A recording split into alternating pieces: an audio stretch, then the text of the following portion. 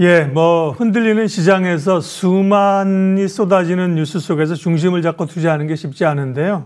그런 습관을 가져야 됩니다. 예, 소신을 지키며 투자하는 법, 민재기의 역발상 투자입니다. KB증권 프라임센터 민재기 팀장님 함께합니다. 어서 오십시오. 네, 안녕하십니까. 시장의 흐름을 좀 읽어보면서 전략을 세워야 되는데 지수는 오르지만 사실 쏠림 현상이 나타나고 있고 오늘도 보니까 지수는 오르는데 오히려 하락 종목이 많더라고요. 코스닥 같은 경우죠. 네네네. 코스피는 비슷해졌네요. 그리고 에코프로 머티리얼 상장 이후에 강한 상승, 두산 로보틱스까지. 오늘은 양상이 좀 다르게 두 종목 모두 이제 좀 차익 매물이 나오긴 하는데요. 이 흐름을 어떻게 읽어야 되고 어떤 전략을 짜야 될까요? 네, 오히려 우리 박사님께서 말씀해 주신 그 두 종목이 좀 쉬어가야 제가 봤을 때는 전체 네. 다른 종목들한테도 이렇게 조금 따뜻한 온기가 좀 확산이 되지 않을까 뭐 그런 말씀을 일단 결론적으로 먼저 드리고 준비해온 자료를 가지고 한번 네. 말씀을 좀 드려보도록 하겠습니다. 일단 에코프로 머티리얼즈에 대한 관심이 상당히 지금 시장에서 많은 상황인데요. 11월 17일 날 상장이 되었고 상장 당일 날 주가가 많이 상승하는 움직임이 나타났습니다. 그때 거래량이 한 4천만 주 정도가 이렇게 많이 터졌는데요. 근데 오히려 오른쪽에 보시면 코스닥 시장은 상당히 안 좋은 그런 그림이 나타났습니다. 물론 에코프로 머티리얼즈는 유가증권 즉 코스피에 상장된 기업이긴 하죠. 코스피에 있는 기업이 상장되었고 주가가 많이 오르면서 거래량이 많이 터졌는데 오히려 코스닥에 안 좋은 모습을 좀 많이 만들어준 것 같은데 그 이유는 개인 투자분들의 수급이 오히려 이 종목 쪽으로 막 쏠림 현상이 나타났기 때문이 아닌가라는 생각을 해볼 수 있을 것 같습니다. 그래서 당일날 코스닥 시장에서 하락 종목수가 1,200개 가까운 하락 종목수가 만들어졌고요. 그리고 난 다음에 이제 지난 목요일과 금요일은 보시는 것처럼 거래량이 1,000만 주 아래로 좀 내려가면서 좀 주가 움직임이 조금 둔한 흐름이 나타났고 그때는 상승 종목수보다 하락 종목수가 거의 비슷한 모습이 이렇게 만들어지는 흐름이었습니다.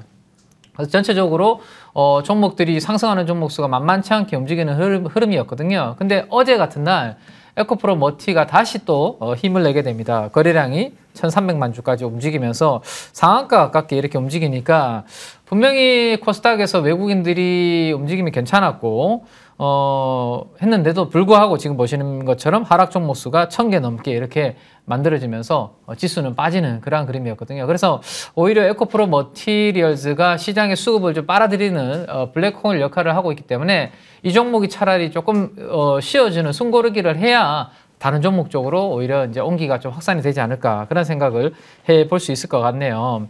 자, 지금 상장 이후에 주가 차트를 제가 일봉으로 한번 가지고 온 건데요. 5만 원 밑에서부터 출발해서 어제까지 13만 원 가깝게 이렇게 상승을 하게 됩니다. 뭐 단기적으로도 100% 넘게 이렇게 상승하는 흐름이 나타났는데요. 이 쏠림 현상이 확실히 나타났다라는 것을 알 수가 있을 것 같습니다. 근데 이제 어제 장 끝나고 난 다음에 공시가 2개가 나왔어요. 네. 첫 번째가 이제 이렇게 급변동하는 이유가 뭐냐? 오늘 오후 6시까지 조회 공시 요거를 했거든요. 거래소에서. 네, 네. 그래서 그 부분에 대한 공시가 하나 나왔고 또 한 가지는 투자 경고 종목으로 지정이 됐습니다. 단기적으로 너무 급하게 오르다 보니까 투자 경고 종목으로 지정이 되면서 오늘은 주가가 오전에 한 10% 마이너스 났다가 지금은 낙폭이 조금 줄어들고 있긴 한데 음봉으로 좀 쉬어가는 그런 그림이 되고 있습니다.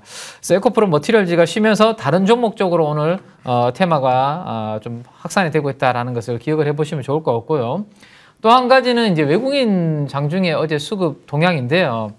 어제 오전장만 하더라도 한 660억까지 이렇게 매도가 나왔었는데 그때부터 시작해서 한 1,000억 정도를 이렇게 대감았습니다. 그래서 종가 기준으로는 코스닥에서 외국인들이 한 330억 정도 순매수로 이렇게 끝이 났습니다. 그럼에도 불구하고 원래 보통 이렇게 되면 시장이 전약 후강이 되는 케이스가 매우 강하게 나타나거든요. 코스닥에.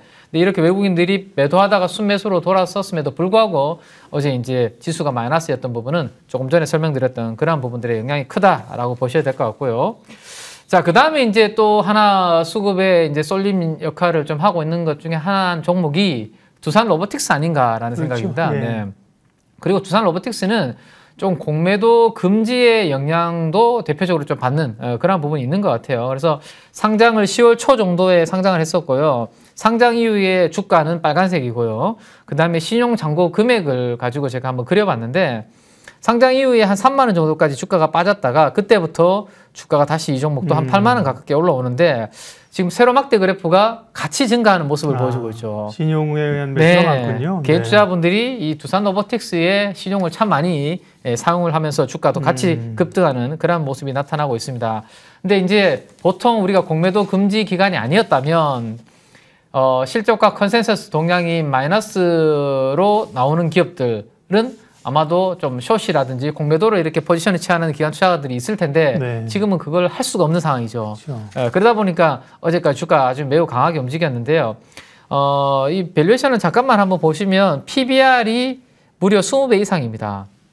장부상 기준으로 20배가 넘게 지금 거래가 되고 있다라는 이야기죠. 보통 우리가 성장주 중에서도 PER이 아니고 PBR입니다. 네. PBR입니다. 네, PBR이 한 10배만 넘어서도 네. 좀 접근하기 부담스럽다. 그렇게 접근하시는 분들이 많으시거든요. 그렇죠. 네, 근데 이게 20배가 넘게 지금 거래가 되고 있는데 아직은 이제 적자기 때문에 PER은 안 나오고 그죠? 네, PBR로 봐야 그렇죠. 되는 거고. PER은 아래쪽에 보시는 것처럼 다 네. 마이너스로 이렇게 그렇죠. 나오고 예. 있죠.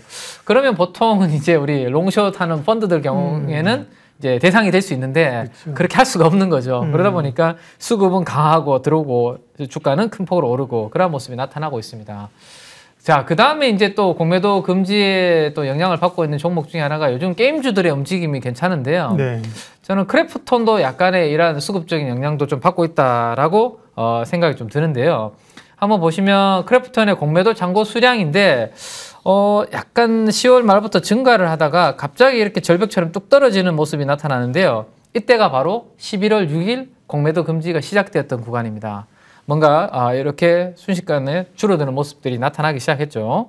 그 다음에 공매도 잔고 비율로도 그래프가 올라가다가 툭 떨어지는 모습이 11월 6일부터 그런 모습이 나타나고 있고 추가적인 그때부터 크래프톤의 주가도 아주 강하게 강세의 흐름이 나타나고 있는 이유도 이런 부분들의 영향을 좀 받고 있다라고 볼 수 있을 것 같고 어제 이제 우리 IT 부품주 중에서 심텍 같은 종목들 TLB, 대덕전자 전반적으로 기판 관련주들이 강하게 움직였는데 네. 이 심텍의 공매도 잔고 비율과 주가를 같이 그려보니까요 거의 반대 움직임을 나타내고 있습니다. 공매도 잔고 비율이 이렇게 올라갈 때는 주가가 안 좋은 모습을 보여주고 있는데요. 최근에는 공매도 잔고 비율이 이렇게 떨어지면서 같이 상승하는 그래서 몇몇 종목들은 공매도 금지 관련된 수혜도 좀 받고 있는 게 아닌가라는 생각을 해볼 수 있을 것 같네요. 그래서 어제까지 이제 코스닥 시장의 일주일 동안의 투자 주체별 수급 추이를 이렇게 표로 하나만 만들어 봤는데 결론적으로 이 수급이 많이 쏠리고 있는 에코프로 머티리얼즈, 두산 로보틱스 이런 종목들이 좀 쉬어간다면 뭐 투신과 연기금들이 수급이 들어오면서 기관 투자자들 쪽에서 수급이 약간 좋아지는 모습이 좀 나타나고 있고 오늘 코스닥에서 외국인들이 300억 정도의 순매수를 하고 있기 때문에 전체적으로 종목 장세는 좀 살아날 수 있는 그런 분위기가 될 수 있지 않을까라고 말씀을 드릴 수 있을 것 같네요. 네. AI 관련해서는 그동안에 이제 반도체 HBM 쪽에 이제 집중을 좀 투자자들이 하고 있는데 한 지난주부터 해서 이제 온 디바이스 AI라는 단어가 나오면서 고민입니다. 이걸 어떻게 해석해야 되고 따라가야 되는 건가? 예, 그 대응 전략 좀 알려주세요. 네, 일단 확실히 저는 반도체 내에서도 주도권은 HBM에서 방금 말씀해 주신 온디바이스 AI 쪽으로 저는 넘어간 게 확실히 좀 느껴집니다. 단기적으로? 네, 단기적으로. 예, 예. 그리고 좀 내년도에도 훨씬 더 큰 테마로도 나타날 가능성도 좀 있어 보이고요. 그 이유 중에 하나가 HBM에 대한 키워드만 하더라도 제가 이 방송에서 우리 박사님하고 진행하면서 참 많이 이야기를 했던 것 같아요. 예. 이제는 HBM을 안 들어보신 분들이 거의 없을 정도로 그러니까요. 너무 저는 이제 많이 손이 탄 게 아닌가라는 생각이 좀 들고요.